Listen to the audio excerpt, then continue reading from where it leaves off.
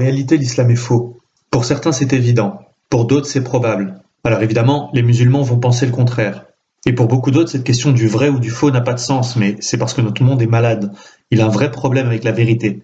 Donc c'est une question grave, et d'abord pour les musulmans eux-mêmes. Car quand on dit que l'islam est faux, ce n'est pas pour être méchant par rapport aux musulmans. Bien au contraire. Vraiment bien au contraire. Parce que ce qui serait méchant serait de considérer qu'ils n'ont pas besoin de la vérité, comme s'ils n'en étaient pas dignes. Si on aime vraiment les gens, on doit leur dire ce que l'on sait, ce qui est démontré aujourd'hui. Parce que dans les dernières décennies, il y a eu des études scientifiques très nombreuses qui toutes, absolument toutes, ont conclu dans le même sens, à savoir que l'islam n'est pas une révélation, mais une falsification, qui s'est construite dans le temps, par le pouvoir totalitaire des califes, dans leur intérêt direct. Il faut permettre à tout le monde de raisonner rationnellement sur tout cela. Il faut faire des synthèses, parce qu'il y a tellement de choses à dire qu'on pourrait se noyer. En fait, en synthèse, l'islam repose sur 4 affirmations fondamentales. Il est la solution pour le monde, le Coran est un livre dicté par Dieu, Mahomet est un prophète et un modèle, et la Mecque est historiquement la ville sainte de la naissance de l'islam, où il faut aller en pèlerinage et vers laquelle tout le monde doit se tourner pour prier. Mais on peut montrer facilement que tout cela est faux. C'est faux et il n'y a aucun de ces 4 points qui soit vrai. Nous allons le démontrer en donnant rapidement beaucoup d'éléments précis. Ceux qui le veulent pourront prendre le temps d'étudier toutes les références correspondantes en mettant la vidéo sur pause quand cela va trop vite à l'écran. Vous pourrez aussi nous écrire à l'adresse email qui s'affiche et nous répondrons à toutes les questions. Nous mettrons enfin sur la page d'informations complémentaires qui s'affiche aussi sur l'écran toutes nos réponses les plus intéressantes et plus de détails sur tous les éléments développés dans cette vidéo pour que chacun puisse tout vérifier. Premier point, l'islam n'est pas la solution pour le monde. L'islam prétend être din, dunya et daoula, c'est-à-dire un modèle global, idéal, avec une religion, une société, un État. Un système voulu par Dieu pour le bonheur du monde. Mais partout où ce modèle de l'islam a été mis en place, par exemple dans les 57 pays de l'organisation de la conférence islamique, il y a du sous-développement, il n'y a aucune invention, aucun prix Nobel, la science est bloquée, beaucoup de formes d'art sont bloquées, la philosophie est bloquée, les minorités sont persécutées, la justice est expéditive, la liberté est absente, la démocratie réelle est inexistante. Partout, il y a une logique de soumission qui est très différente de la logique de liberté qui s'est développée dans les nations chrétiennes. Partout, les femmes sont maltraitées et considérées comme inférieures. Partout, il est interdit de se poser des questions sur l'islam, interdit de critiquer Mahomet, interdit de sortir de l'islam sous peine de mort ou de persécution. Il faut voir cette vidéo où un musulman d'Arabie Saoudite explique à quel point il a peur de quitter l'islam. Où est le modèle? Est-ce en Arabie Saoudite? Est-ce le Yémen? Jamais un musulman ne vous répondra. Nulle part dans le monde aujourd'hui, il n'y a un islam attirant qui propose un modèle enviable. Et nulle part dans l'histoire non plus. Les musulmans mettent en général tous ces échecs historiques sous le dos des Mongols, des Turcs, des colonialistes depuis 800 ans. Mais c'est trop facile. Ils prétendent être Khayru ummatin ukhriyat lin-nas, la meilleure communauté. Mais les résultats sont objectivement, historiquement catastrophiques. Et on espère vraiment que ce modèle ne sera jamais imposé de force dans le monde entier comme l'islam croit en avoir reçu la mission. Concernant le Coran, il prétend un statut très élevé, bien supérieur à la Bible et ses évangiles, puisqu'il affirme être dicté mot à mot par Dieu, mais c'est absolument faux, et on peut s'en rendre compte facilement. On a maintenant la preuve que le Coran a été écrit par les hommes sur plusieurs siècles. Les manuscrits de Sanaa, par exemple, qui datent de la fin du 7e siècle, qui ont été retrouvés par hasard en 1972, montrent que la version du Coran de l'époque ne contenait pas les sourates 27 à 36 qui ont été ajoutées après. On retrouve la même chose sur un ancien recueil coranique conservé à Berlin. Au même endroit, cette fois-ci, il manque 6 sourates. Vous avez là parmi beaucoup d'autres 2 preuves matérielles claires qui montrent que le texte a été écrit, corrigé, complété et trafiqué par étapes au cours du temps. Ce qui s'est fait d'autant plus facilement que le Coran est resté pendant des siècles en une seule langue et sous la domination d'un seul pouvoir politique. Malgré cela, avec la dispersion géographique de l'islam, plus de la moitié des versets du Coran ont des variantes, comme le savent tous les spécialistes. Certains mots ont jusqu'à 15 variantes, avec 15 sens différents. Au-delà de toutes ces évolutions dans le temps, le Coran reste bourré d'erreurs matérielles. Il y a des erreurs sur les personnes, il y a une quantité d'erreurs scientifiques, des erreurs historiques, des erreurs mathématiques, Le professeur Sami Awad Al-Bid Abu Salih a fait un blog et un gros livre de 500 pages où il recense plus de 2500 erreurs linguistiques et grammaticales dans le texte lui-même, classées en 11 catégories différentes. Mots ambigus, erreurs d'orthographe, erreurs de copiste, mots erronés, erreurs grammaticales, contradictions, lacunes, etc. Il y a aussi dans le Coran des versets contradictoires, ce qui est impensable comme concept pour un livre dicté par Dieu. Dans le Coran du Caire, sur un total d'environ 17 000 mots utilisés, il y a plus de 10 000 apax, c'est-à-dire plus de 60% des mots utilisés qui ne sont cités qu'une seule fois et pour lesquels le sens est souvent difficile à établir. C'est énorme.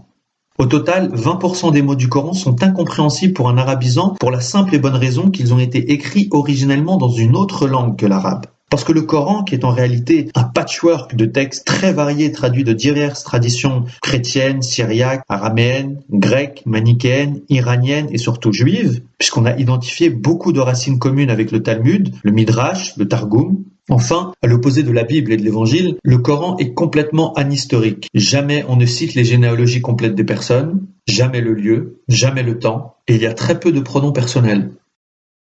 Sur le fond, le texte est bourré d'appels au meurtre et à la violence. Le Coran est un livre en vente libre en France, et il demande littéralement de tuer au nom de Dieu des catégories entières de personnes. Ceux qui ne croient pas à l'islam et qui ne se soumettent pas à la charia, ceux qui recouvrent la vérité, les mécréants, ceux qui associent d'autres divinités à Dieu. Le verbe qatala veut dire combattre à mort, avec l'intention de tuer, et ce mot est répété 65 fois dans le Coran. 165 versets ordonnent aux hommes de recourir à la violence. 185 versets ordonnent de répandre l'islam par la force armée. Il y a 200 mentions du feu de l'enfer en des termes atroces pour faire peur, pour soumettre. Et il y a 949 menaces contre les insoumis. Le Coran justifie le viol. Le verset 29 de la sourate 70 indique que les hommes chastes n'ont de rapport qu'avec leur épouse et leurs captives de guerre. Et ça, tous les juristes le confirmeront. Le Canadien Brother Ismael, qui est un ancien musulman converti, qui a passé 16 ans dans l'islam et l'a quitté depuis, explique dans une vidéo éloquente pourquoi ce verset et d'autres lui ont été humainement insupportables. Tout ça ne peut évidemment pas venir de Dieu. Le Coran affirme qu'il est très clair, mais en fait, en de très nombreux passages, il est très obscur, et chacun doit l'interpréter comme il peut. C'est pour cela qu'on en rajoute des tafsirs, entre parenthèses, derrière les mots, pour essayer d'expliquer le sens du texte. Le Coran prétend aussi être inimitable, mais en réalité, il est littéralement quelconque, désordonné, confus, décousu. Il passe sans cesse d'un sujet à l'autre. Par exemple, l'histoire de Noé est répartie en 29 fragments un peu de partout. L'histoire d'Abraham est répartie en 37 fragments dispersés sans aucune logique. La narration est sans cesse interrompue parce qu'il y a des couches de réécriture. Jean-Jacques Walter a prouvé mathématiquement à partir de la théorie des codes que le Coran a été écrit par une cinquantaine d'auteurs différents sur au moins 200 ans. C'est à l'évidence une œuvre très humaine et pas du tout une révélation. Troisième point, est-ce que Mahomet est un prophète ou un modèle ? Il n'est absolument pas prophète selon les critères de l'Ancien Testament et de la tradition juive.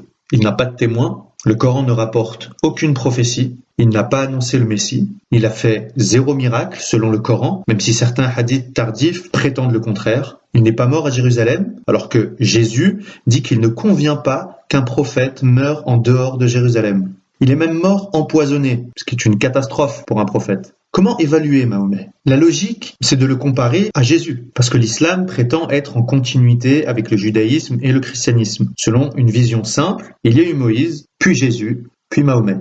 Mais il y a plusieurs grands problèmes dans cette théorie, et le premier, c'est que la Bible n'a annoncé que le Messie, et seulement le Messie. Personne n'a évidemment jamais annoncé la venue de quiconque après le Messie, pour la bonne raison que dans la Bible et toute la tradition judéo-chrétienne, il n'y a rien après le Messie. Le Messie est le terminus ad quem, c'est-à-dire la fin. Avec lui, tout est accompli. C'est le sommet, le dernier cadeau de Dieu qui doit être la lumière des nations. C'est-à-dire que le Messie est pour toute l'humanité. Il ne peut rien avoir après lui, en dehors du déploiement de son Esprit Saint. À ce sujet, les musulmans argumentent en disant que Moïse a annoncé la venue d'un prophète et que Jésus a annoncé la venue d'un paraclet. Mais la simple analyse de ces passages montre qu'il ne peut absolument pas s'agir de Mahomet. En plus, si Moïse ou Jésus avaient annoncé quelqu'un qui viendrait après le Messie, il y aurait des traces historiques de cette attente, comme il y en a des centaines pour l'attente du Messie. Mais là, il n'y a rien. Zéro. Historiquement, il est donc certain que Mahomet n'a été ni annoncé, ni attendu. Par contre, Jésus a explicitement et sérieusement mis en garde contre les faux prophètes qui viendront après lui. Et il a dit qu'on les reconnaîtrait à leurs fruits. Et si on étudie les fruits de Mahomet, on voit qu'il n'y a aucune continuité avec Moïse et Jésus, mais une rupture profonde. On le voit déjà avec les 10 commandements donnés par Moïse, qui contiennent des prescriptions morales. Jésus les a accomplis parfaitement. Non seulement il n'a pas tué, mais il a ressuscité, guéri, donné la vie. Il n'a pas menti, mais il a été la vérité. Il n'a pas volé, mais il était le pauvre. Il n'a pas pris la femme de son frère, mais il était chaste. Il n'a rien pris à personne, mais il a toujours donné, même sa vie. Mahomet, par contre, il a tué et fait tuer. Il a menti, il a volé. Il a eu des relations sexuelles avec beaucoup de femmes, des esclaves, des captifs de guerre, une enfant de 9 ans. Il a fait beaucoup de pillages. Après, ceux qui ont voulu imiter Jésus sont devenus pauvres, chastes, obéissants. Et ceux qui ont imité Mahomet, les califes, ont accumulé la richesse, les harems et la domination. Donc là, on a une inversion totale des valeurs.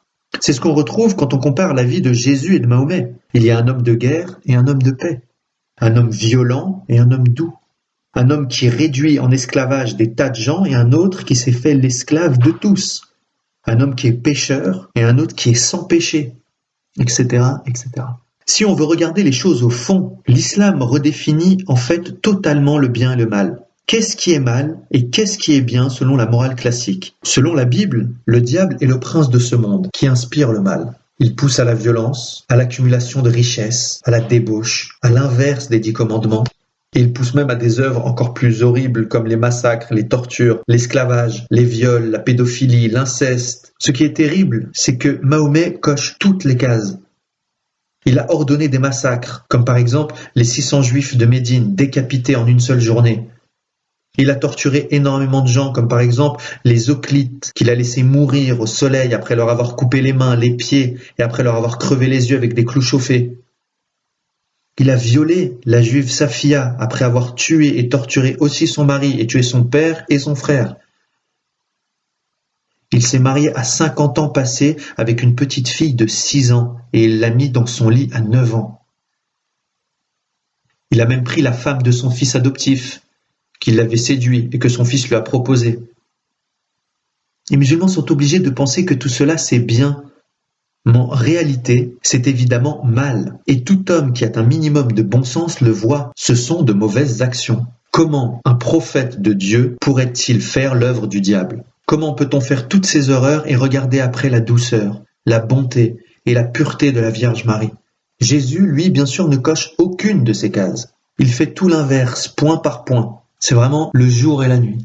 Mahomet a un comportement qui est à l'opposé de celui du Christ. Mahomet correspond parfaitement à la définition de l'antichrist que donnent les chrétiens.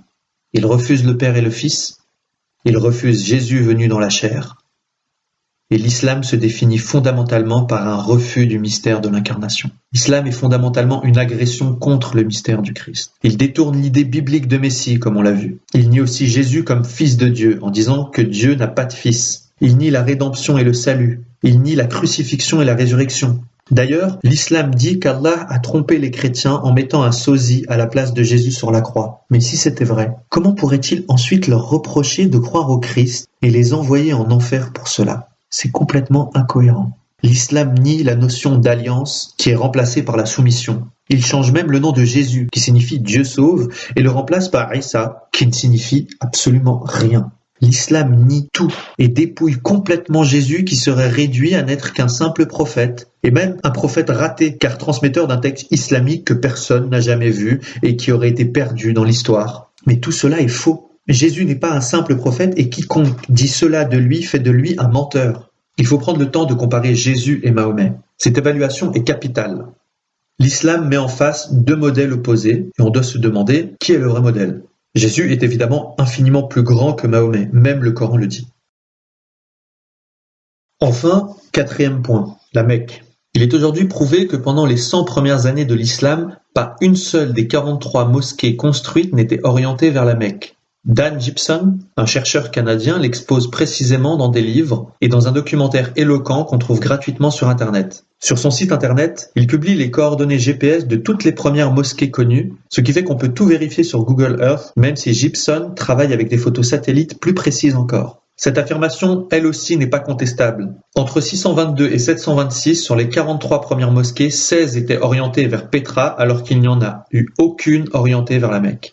Il s'agit de mosquées de grandes villes, comme par exemple la mosquée Amr ibn al-As à Fustat, au Caire, en Égypte, construite en 642. La grande mosquée de Sanaa, au Yémen, construite en 705. La mosquée Al-Aqsa, à Jérusalem, construite en 709. Une mosquée près de Damas, en Syrie, une autre près de Beyrouth, au Liban. Il y a un exemple qui est particulièrement parlant à Amman, en Jordanie, que l'on peut vérifier en tapant simplement les coordonnées GPS données par Dan Gibson dans Google Earth. On arrive direct sur place et on voit la mosquée des 7 dormants d'Amman en Jordanie, qui est aujourd'hui en ruine, qui a été construite au 7e siècle et qui pointe vers Pétra. Mais vers 730-740, une deuxième mosquée a été construite à 100 mètres de l'autre. Et à cette époque, 100 ans après Mahomet, ils ont choisi une toute autre orientation vers la Mecque. C'était la deuxième mosquée connue avec une orientation vers la Mecque, après celle de Banbor au Pakistan construite en 727.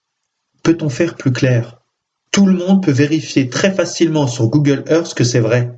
Finalement, c'est seulement 200 ans après Mahomet, au moment où le pouvoir abbasside de Bagdad prend le contrôle, que toutes les mosquées seront systématiquement tournées vers la Mecque. Avant, c'est comme si la Mecque n'existait pas, comme si elle n'avait pas encore le rôle que les musulmans lui prêtent aujourd'hui. C'est quelque chose d'énorme et qui est confirmé par toutes les études.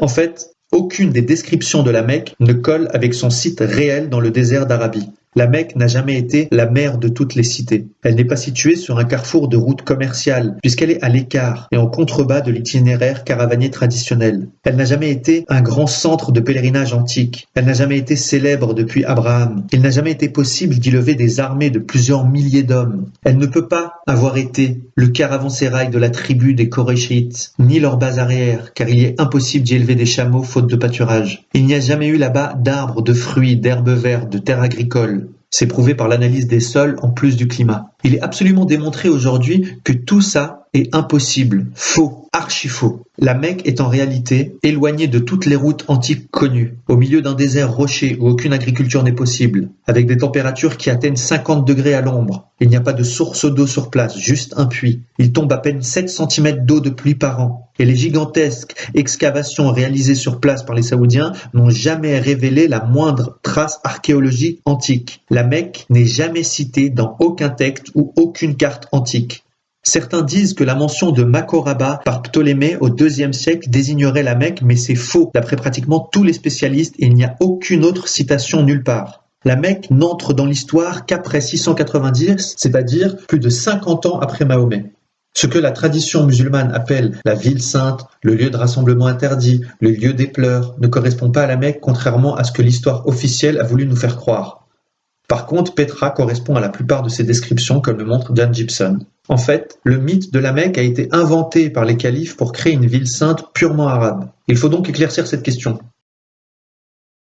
Pourquoi et comment cette manipulation a-t-elle pu se construire? On peut aujourd'hui reconstituer assez précisément les choses, en se servant des sources extérieures à l'islam et des éléments de la tradition musulmane, en pointant et en expliquant leur incohérence. Les Korachites, la tribu de Mahomet, étaient en fait au nord de la Syrie. Cela a été démontré par la toponymie et par l'archéologie.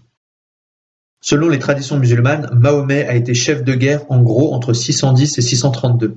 Sur cette période, la tradition musulmane parle qu'il aurait commandé 60 razzias et il a accumulé du butin. Il aurait commencé avec 300 cavaliers et il a fini avec 10 000 qui écumaient le Moyen-Orient. Une razzia, c'est simple. Vous asseyez un village ou une caravane, vous tuez tous les hommes, vous prenez les femmes et les enfants en esclaves et vous ramassez le butin. Il y a une sourate entière, la sourate 8, dont le titre est le butin. Il y est dit au premier verset que le butin doit revenir à Mahomet et à Dieu. Au verset 41, il dit que 20% du butin doit toujours revenir à Mahomet, à ses parents, aux orphelins, aux pauvres et aux nécessiteux.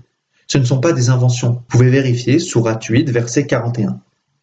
Est-ce qu'on peut imaginer Jésus réunir ses apôtres et dire comment va-t-on partager le butin? Là, on est vraiment sur une autre planète. Ensuite, selon la tradition, Mahomet est mort et toutes les tribus qui l'avaient aidé sont reparties chez elles. Mais Abou Bakr a voulu continuer. Il a dû faire la guerre pour obliger tout le monde à continuer car rien n'était prévu par Mahomet. Abu Bakr a commencé à rassembler quelques textes sur Mahomet, puis il a été assassiné. Après lui est venu Omar qui a pris Jérusalem, puis Othman qui a créé un premier Coran. Et comment? En détruisant tous les autres textes, en menaçant de mort ceux qui en garderaient, et en faisant détruire toutes les sources. Après, s'est implantée la dynastie des Omeyyades, basée à Damas. On a découvert que 40 ans après Mahomet, le premier calife omeyyade utilisait encore des monnaies avec des croix chrétiennes. C'est historique, mais c'est absolument incompatible avec la vision officielle de l'islam. Ensuite, Abdelmalik, le troisième calife omeyyade, fait réécrire une nouvelle version du Coran, faisant détruire tous les Corans d'Othman. C'est à cette époque, vers 692, qu'il y aura la deuxième fitna, le deuxième schisme, avec la guerre entre les califes de Damas et Ibn el-Zubayr, qui se proclame calife dans la ville sainte, sans doute Pétra, et qui aboutira à la destruction de la Kaaba, le sanctuaire de la pierre noire idolâtrée en ce lieu. Le récit qu'en fait l'historien Al-Tabari confirme encore qu'on était à Pétra et non à la Mecque, car le calife de Damas est mort, et l'armée a été prévenue et est revenue en moins de 40 jours. C'est impossible depuis la Mecque qui est à 1400 km de Damas, mais possible depuis Pétra qui est à 435 km. Autre élément troublant, l'année 70 de l'Hégire a été complètement expurgée de l'histoire d'Al-Tabari, qui contient aujourd'hui 15 pages sur l'année 69, 27 pages sur l'année 71, mais 0 sur l'année 70. Bref, dans le cours de cette guerre, la ville sainte de Pétra a été un moment prise par les armées omeyyades, forçant Ibn el-Zubayr à s'enfuir, en faisant transporter la fameuse pierre noire. Il s'est sans doute alors replié vers le sud et a dû s'installer sur le site de la Mecque, loin de ses ennemis, ce qui expliquerait comment cette ville a été réellement fondée. Ce qui est en tout cas certain, c'est que l'histoire de la Mecque n'a rien à voir avec ce que la tradition musulmane en dit. Les chercheurs trouvent aujourd'hui quantité d'autres éléments qui infirment totalement l'authenticité de l'histoire officielle musulmane, notamment la découverte de manuscrits très anciens du Coran ou même de l'absence de Coran parfois. Par exemple, il s'est avéré que ceux qui ont conquis l'Espagne autour de 705-710 n'avaient pas de livre sacré. Il n'y avait pas encore de Coran diffusé à ce moment-là. C'est à cette époque qu'il faut situer les manuscrits de Sanaa, qui sont parmi les plus anciens que l'on connaisse, vers la fin du 7e siècle. On a cité déjà le manuscrit où il manque 10 sourates, mais il y a aussi ces photos à l'ultraviolet qui montrent que ces textes sont des palimpsestes, c'est-à-dire qu'on a effacé et recopié dessus. Bien d'autres photos montrent un Coran incomplet. Par exemple, ici, la fin de la sourate 48 manque, le seul endroit où il y a Mecca. Par exemple, ici, Jésus est appelé le Fils, dans un sens absolu. Mais plus tard, on rajoutera de Marie, ce qui change complètement le sens du texte, bien sûr. Il y a beaucoup de preuves comme ça de la rédaction progressive du Coran. En fait, on n'a aucun Coran complet datant du 7e siècle ou des Omeyyades. Il faut attendre l'établissement des Abbassides, qui mettent fin à la guerre du califat de Damas et installent leur capitale à Bagdad, en Mésopotamie. C'est sous leur règne que sera finalisé le Coran et la tradition musulmane qui l'explicite. Le premier Coran quasi complet dont on dispose, conservé au musée de Tokpaki, date de cette période, 200 ans après Mahomet. C'est également à cette époque, au IXe siècle, que sont publiés les premiers recueils de hadith, les recueils de Bukhari et de Muslim, qui en comptent plusieurs milliers, même si on dispose d'aucun exemplaire physique du recueil de Bukhari datant d'avant le XIIe siècle. Pareil pour les biographies de Mahomet. Il faut attendre le IXe siècle pour que soit publiée la Sira d'Ibn Hisham, la première biographie officielle de Mahomet dont on ait conservé la trace. C'est dans ces eaux-là seulement qu'est fixée la doctrine du Coran incréé. Entre 837 et 847, 3 califes, Al-Mamoun, Al-Mutassim et Al-Watiq, protégeaient les Mutazilites qui refusaient cette idée. Mais finalement, le calife Al-Mutawakil les a déclarés hérétiques. Et quelques années plus tard, le calife Al-Muqtadir les a emprisonnés. Il les a mis à mort. Et il a définitivement imposé la thèse du Coran incréé dans son règne 2 siècles et demi après Mahomet. Après cela, on aura les premières exégèses du Coran, Tafsir al-Tabari au Xe siècle, les autres recueils de hadiths qui en produiront des centaines de milliers, et les chroniques historiques des premiers temps de l'islam, la chronique d'al-Tabari. C'est en 980 seulement que se crée la doctrine des versets abrogeants et des versets abrogés pour résoudre la question des versets contradictoires. À ce moment-là, les califes abbassides sont encore dominants et ils décident que les versets les plus violents, qui ont été dits de Médine, vont systématiquement abroger les versets les plus modérés, qui ont été dits de la Mecque. Mais il est clair que cette distinction entre la Mecque et Médine, qui existe encore aujourd'hui, n'a absolument aucun fondement historique. Finalement, en 1029, les califes imposent la fermeture des portes de l'Ijtihad, la fin de l'effort d'interprétation. Toute la rédaction et la publication de la base de la tradition musulmane et de l'histoire officielle datent donc de la période abbasside, 200 ans au moins après Mahomet. Pendant les 200 ans qui précèdent, il y a ce qu'on appelle le trou noir de la littérature arabe. Les califes ont fait détruire toutes les sources de leurs prédécesseurs. Ils ont même fait détruire les sources païennes en faisant brûler par exemple la bibliothèque de Ctésiphon en 636 ou la gigantesque bibliothèque d'Alexandrie à partir de 640. Il y a donc eu 100 ans sans la Mecque. Et c'est seulement à partir de 820 que toutes les mosquées sont orientées vers la Mecque. Et des siècles sans tradition définitive, sans Coran complet, sans biographie ni historiographie officielle. À qui profite cette manipulation ? Il est évident que le pouvoir religieux a été manipulé par le pouvoir politique. Les califes avaient le pouvoir de le faire. Ils avaient tout intérêt à le faire, et ils l'ont fait. Ils avaient tout intérêt à raconter que Mahomet était quelqu'un de formidable, qu'ils étaient ses successeurs, et qu'il fallait donc se soumettre à leur autorité pour des raisons politiques, militaires, et aussi pour des raisons religieuses. Tous ces éléments confirment qu'on ne peut évidemment pas faire confiance à l'historiographie officielle islamique édictée sous le pouvoir absolu des califes. Est-ce qu'il faut s'en étonner ? Depuis quand un pouvoir absolu et totalitaire pourrait-il être une source crédible ?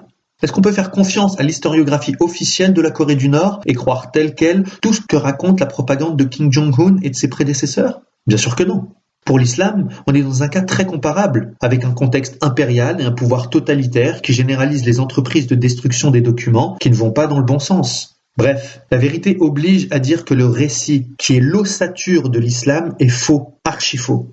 En réalité, l'islam s'est construit par une idéologie de conquête. Ce n'est absolument pas une religion de paix. Les califes ont organisé l'expansion militaire de l'islam qui a conduit à la conquête de l'Empire perse, à la conquête de l'Afrique du Nord, des Balkans, de la Perse, de l'Inde, en passant par la conquête de l'Espagne jusqu'à Poitiers. Et ce n'était évidemment pas des guerres défensives.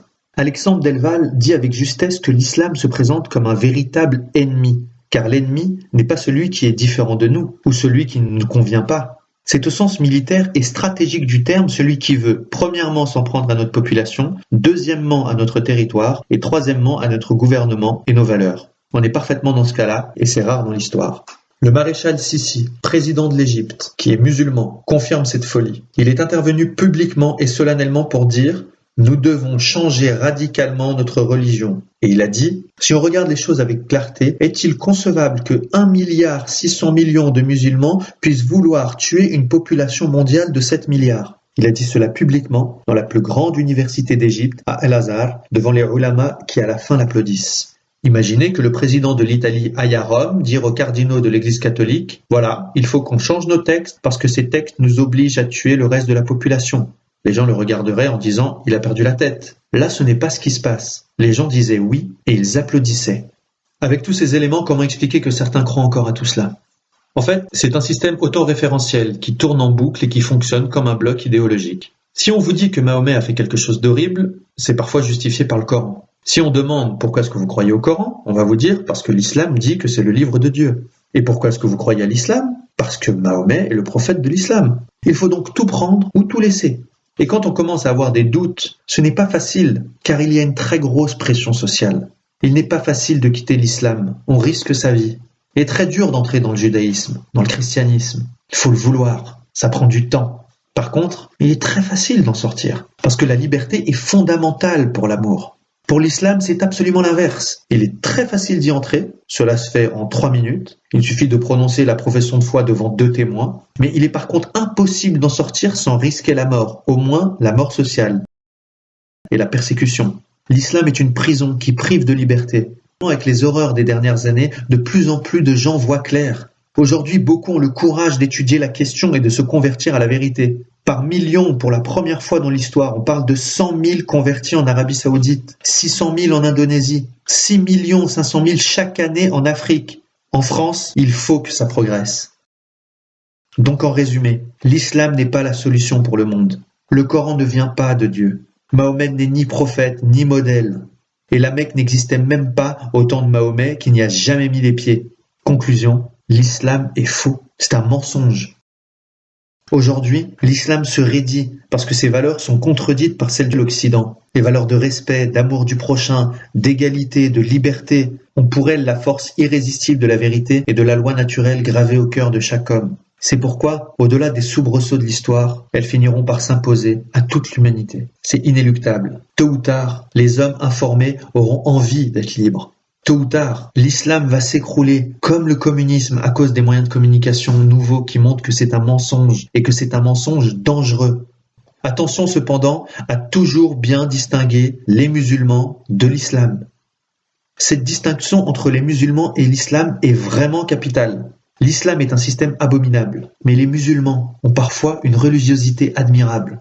Jean-Jacques Walter a fait une conférence au Cercle de l'Union interalliée devant les ambassadeurs de plusieurs pays pour présenter son livre Les deux islams, le meilleur livre récent sur l'islam. Tout le monde était stupéfait car il était extrêmement précis, factuel, synthétique. Il n'y a eu après que des compliments, sauf un, qui est l'ambassadeur du Sénégal, qui lui a dit « Monsieur, je suis désolé, moi je suis l'ambassadeur d'un pays à majorité musulmane et chez nous cela ne se passe pas du tout comme vous avez dit. » Et Jean-Jacques Walter a répondu « Oui, au Sénégal, on n'applique pas l'islam réel.